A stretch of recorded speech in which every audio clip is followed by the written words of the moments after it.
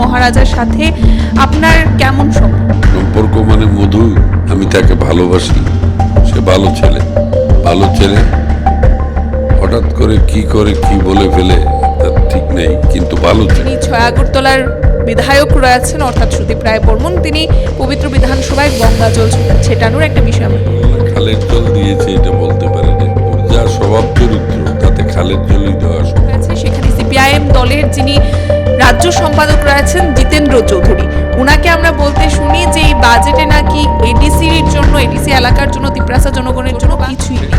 জিতেন চৌধুরী একটা মিথ্যাবাদী প্রবঞ্চক, তারা লুটুই করেছে এত বছর, তারা আধা কেলেঙ্কারির কথা মনে নেই। নমস্কার, স্বাগত আপনাদের ত্রিপুরা নিউজ 8-এর পর্দায়। আমি আপনাদের সাথে আছি পূজা। বর্তমানে রাজ্য রাজনীতিতে নানান বিষয়ে সর্বসময় আমরা সমালোচনা হতে দেখি এবং সেই বিষয়গুলোকে নিয়ে আমরা প্রতিনিয়ত আপনাদের সাথে থাকার চেষ্টা করি রাজ্যের নেতৃত্বদের নিয়ে।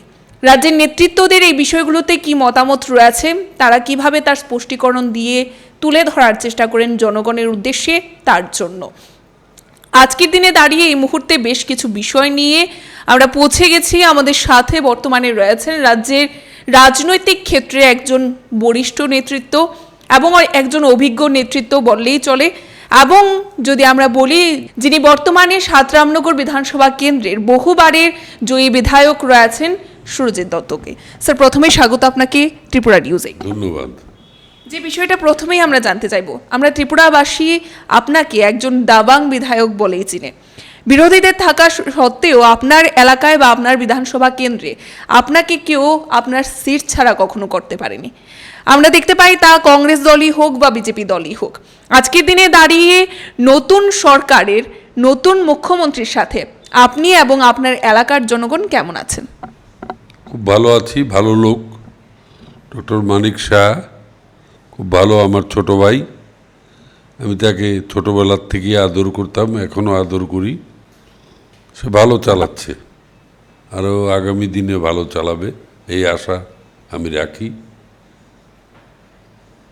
বর্তমানে আমরা দেখতে পেয়েছি একটি সভায় আপনি বিশেষত রাজ্যের বর্তমান যিনি মুখ্যমন্ত্রী রয়েছেন ওনাকে আহ্বান জানিয়েছেন এবং তিনি ওনার উদ্দেশ্যে আপনি বলছিলেন যে সিএম মহাশয়কে ৭ রামনগর এলাকার যে বিশেষভাবে সামাজিক ভাতার বিষয়টি রয়েছে সেই বিষয়ে আপনি আহ্বান জানিয়েছিলেন তাতে যেন নজর দিতে হয় বা নজর দেয় তিনি।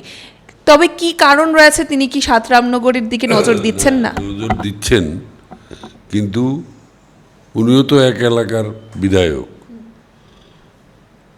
যে এটা দিচ্ছে ভাতা কাউকে কম বেশি দিচ্ছে, তার দিকে নজর দেওয়ার জন্য বললাম। অর্থাৎ আপনার এলাকায় সংখ্যাটা কম রয়েছে, কি বিষয়টা কি রয়েছে? বিষয়টা কিচ্ছু না, আমার প্রত্যেকটা ওয়ার্ডে ৬২টা করে দিয়েছে। অন্যখানে বৈষম্য দেখা গেছে, অন্যরা ১৫০ করে পেয়েছে, আমি শুধু ৬২টা করে। এটার দিকে নজর দিতে বললাম, আজকেই দুপুরবেলা বললাম। অর্থাৎ বিধানসভা এলাকাগুলির মধ্যে তফাৎ রয়েছে। যে বিষয়টা আমরা জানতে চাইব পরবর্তীতে, বর্তমানে রাজনীতি একেবারেই তোড়পাড় রয়েছে তিপ্রামথা দলকে নিয়ে। আপনি নিশ্চয়ই জানেন তিপ্রামথা দল এবং তাদের যে আইডিওলজি সেটা হচ্ছে গ্রেটার তিপ্রাল্যান্ড, তাদের ডিমান্ড বা দাবি। এই যে তিপ্রাল্যান্ড বা এই তিপ্রামথা দলকে, এই দলের বা এই যে ডিমান্ড রয়েছে তাদের গ্রেটার তিপ্রাল্যান্ড, তাকে আপনি কি যুক্তিযুক্ত বলে মনে করেন? অযুক্তি, এটা কোনো যুক্তি নয়। কালকে তো তাদের তিপ্রামথা শেষ, প্রদ্যুৎ কিশোর দেববর্মন রিজাইন করেছে চেয়ারম্যান থেকে। এখন তিপ্রামথা, গ্রেটার ত্রিপুরা সব শেষ, ফিনিশ। আজকের দিনে আমরা দেখতে পেয়েছি যে যিনি তিপ্রামথা দলের সিএম রয়েছেন পূর্ণচন্দ্র জমাতিয়া, ওনার বিরুদ্ধে বেশ কিছু এলিগেশন উঠে আসছে, অনেকগুলি অভিযোগ উঠে আসছে। তিনি কোথাও রাস্তার টাকা দেখিয়ে আত্মসাৎ করছেন টাকা, তাছাড়াও ওনার বিরুদ্ধে নানান অভিযোগ আমরা দেখতে পাচ্ছি। এই বিষয়ে আপনার কি মত?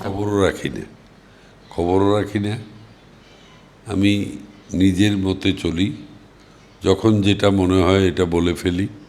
আজকে যেমন বললাম যে বৈষম্য হয়েছে ভাতা নিয়ে, এটা ঠিক করো। আমি বিকালবেলা খবর পেলাম ঠিক হয়ে যাচ্ছে। প্রসেসিং চলছে। চলছে। যে বিষয়টা আপনি বললেন ঠিক সেই বিষয়টাতেই একটা প্রশ্ন থাকবে।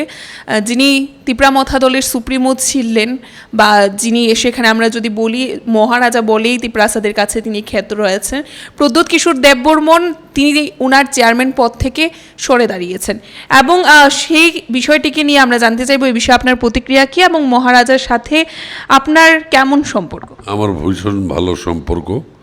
আমি বড় ভাই ও ছোট ভাই, এই সম্পর্ক আমার। সম্পর্ক মানে মধুর। ছোটোবেলার থেকেই আমার সঙ্গে খুব খাতির, আমাকে অনেকবার হেল্পও করেছে। আমি তাকে ভালোবাসি এবং মৃত্যু পর্যন্ত ভালোবেসে যাব। সে ভালো ছেলে। হঠাৎ করে কি বলে ফেলে তার ঠিক নেই, কিন্তু ভালো ছেলে। চেয়ারম্যান পদ থেকে ইস্তফা দিল, সে বিষয়টি আপনি কিভাবে দেখছেন?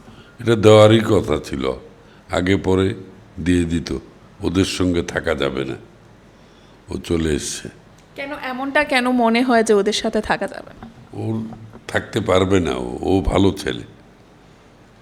একটা সময় আমরা দেখতে পেয়েছি যিনি ৬ আগরতলা বিধানসভা কেন্দ্রের বিধায়ক রয়েছেন সুদীপ রায় বর্মন এবং আপনি একই দলে ছিলেন।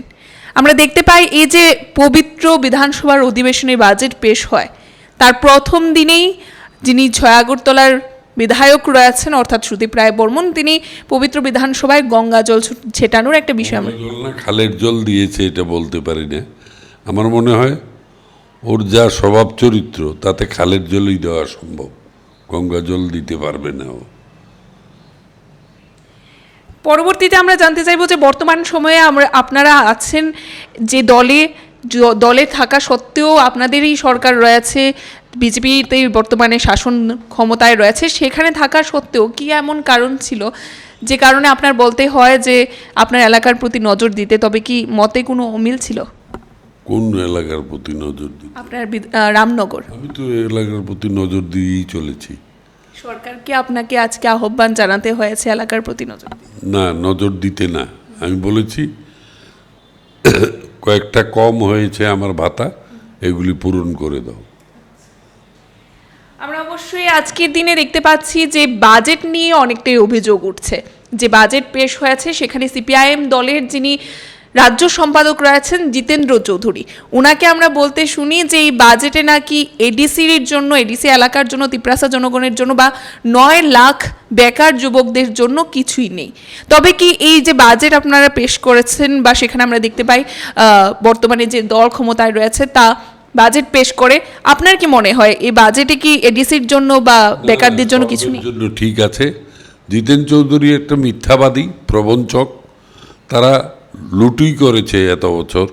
তার আধা কেলেঙ্কারির কথা মনে নেই, আধা লুট করে খেয়েছে। তার কথা বলে লাভ নেই, এগুলি প্রবঞ্চক। মানুষকে মিথ্যা বলতে পারলে বাঁচে। বর্তমান বাজেটকে আপনি কিভাবে দেখছেন? এক্সিলেন্ট। বাজেট মিনিস্টারও, অর্থমন্ত্রীও খুব ভালো ছেলে, প্রণজিৎ সিংহ রায়। তার দ্বারা খারাপ কাজ হবে না। 2018 ক্ষমতায় আসার পর আবারও 2023 ক্ষমতায় এসেছেন, এলাকায় কিভাবে কাজ করছেন? এলাকায় কেমন কাজ করছি? এলাকা উন্নয়নের পথে কতটুকু এগিয়েছে? অনেক, 100% এগিয়ে আছে। একেবারে শেষ মুহূর্তে দাঁড়িয়ে আমরা জানতে চাইব যে ত্রিপুরাবাসীর জন্য কি বার্তা রাখতে চাইবেন? বার্তা রাখবো, সঙ্গে থাকুন, পাশে থাকুন, আমি কাজ করব আপনাদের জন্য, এই বার্তা আমার। অসংখ্য ধন্যবাদ। আমরা এতক্ষণ পর্যন্ত ছিলাম ৭ রামনগর বিধানসভা কেন্দ্রের যিনি বহুবারের জয়ী বিধায়ক রয়েছেন সুরজিৎ দত্ত স্যারের সাথে আমরা জানার চেষ্টা করেছি বেশ কিছু বিষয় যা বর্তমানে প্রশ্ন উঠতে শুরু করেছিল, তাকে নিয়ে আমরা আপনাদের সামনে স্পষ্টীকরণ তুলে ধরার চেষ্টা করেছি। এখনকার মতো আমাদের এই অনুষ্ঠান আমরা এখানেই শেষ করছি। পরবর্তী বিভিন্ন আপডেটস দেখতে অবশ্যই চোখ রাখবেন ত্রিপুরা নিউজ 8-এর পর্দায়। নমস্কার।